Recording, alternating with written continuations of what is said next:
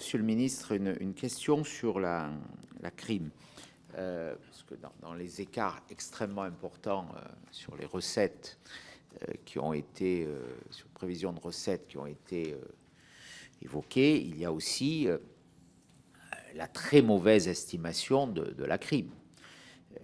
Le niveau tarifaire qui a été mis en œuvre, 500 € le mégawattheure, apparaît totalement irréel. Ce prix sur le marché de l'électricité n'a été en vigueur que quelques jours à l'été 2022.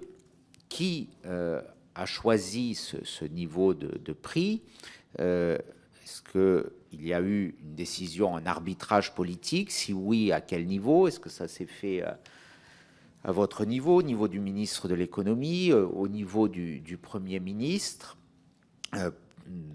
L'écart, il est de plus de 10 milliards d'euros, 12 milliards d'inscriptions, je crois 1 milliard de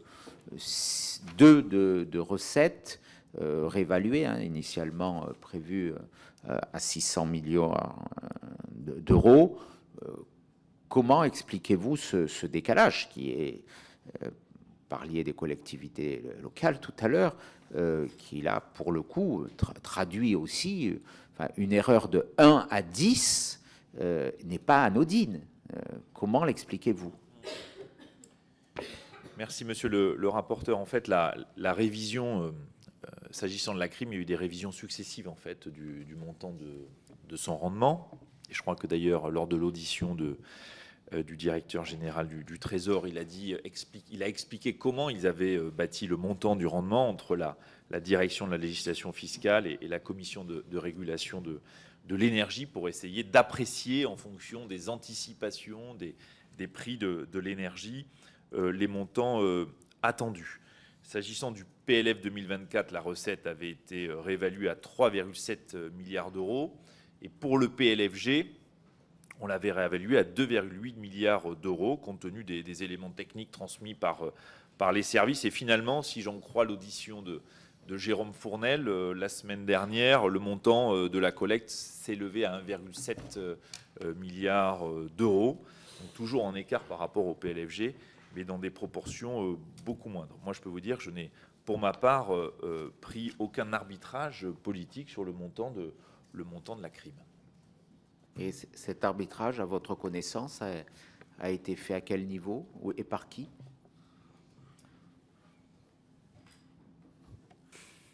Pour moi, il s'agit d'une donnée d'entrée, notamment préparée par les services, mais je n'ai pour ma part participé à aucune réunion, pris aucun arbitrage sur le montant in fine retenu par la crime, compte tenu des hypothèses sous-jacentes au calcul de cet impôt par ailleurs nouveau et donc difficile à estimer dans son rendement. Donc, selon vous, un arbitrage purement administratif où aucun ministre n'a eu à jouer un rôle? Non, je ne dis pas ça. Je dis que pour ma part, je n'ai participé à aucune réunion, aucun arbitrage permettant d'arrêter le montant de la crime en fonction des hypothèses sous-jacentes. Monsieur le ministre, enfin, dernière question à ce stade. Vous avez participé à, j'imagine, à de nombreuses réunions d'arbitrage budgétaire, notamment pour bâtir le PLF de 2024.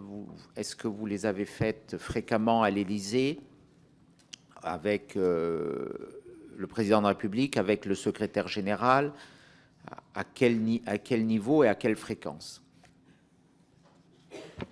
Il y a eu naturellement, assez, je dirais, classiquement, quelques réunions d'arbitrage menées au niveau du président de la République, avec le Premier ministre et les équipes, le ministre de l'économie, naturellement, les équipes respectives, comme il me semble cela se passe pour les grands équilibres d'un texte important.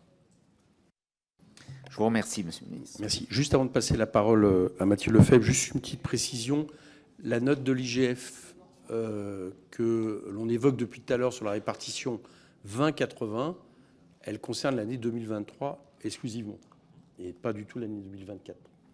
Pas, je le fais parce que dans les commentaires qu'on fait depuis tout à l'heure, on pourrait laisser supposer que c'est aussi sur l'année 2024. Mathieu Lefèvre. Merci, Monsieur le Président. En essayant d'obtenir des réponses sur des questions précises, je pense qu'il est important que notre commission s'attache à aller impôt par impôt pour essayer de comprendre ce qui s'est passé, en vous lisant d'abord le point 6 de la note qu'évoquait le rapporteur Ciotti, qui indiquait que les prévisions présentées sont soumises à des aléas importants détaillés dans la présentation qui est jointe à la note.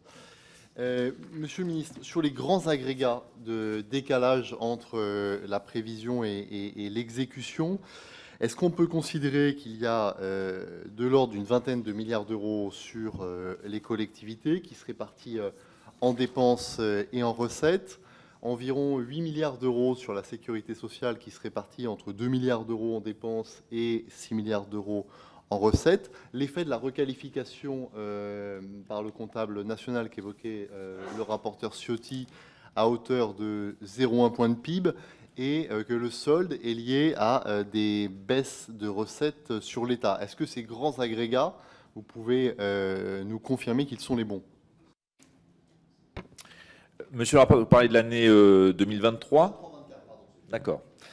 Oui, je confirme. D'ailleurs, c'est y compris dans les textes financiers de fin d'année, notamment le PLFG 2024 permet de comparer par rapport au PLF 2024 et de voir les écarts que vous évoquez entre l'effet nouvelle perte de recettes, l'effet révision de croissance, la dynamique des dépenses des collectivités territoriales, ainsi que la dépense sphère sociale. Je rajoute un point qui n'a pas été évoqué, mais pour l'année 2023, vous avez aussi un effet important d'ailleurs en termes de solde, enfin en termes de pourcentage de déficit public, c'est le changement de méthodologie retenu par l'INSEE pour apprécier le montant du déficit public qui compte pour, de mémoire, 0,13 points de PIB. Donc il y a des enjeux aussi méthodologiques dans les écarts de déficit public constatés. Mais on voit bien que grand équilibre que j'évoquais, y compris dans des auditions précédentes et dans d'autres format où on voit bien qu'entre 75 et 80%, c'est bien des écarts de recettes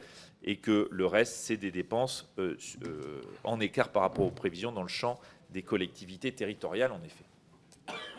Merci, Monsieur le Ministre. Alors, sur les impôts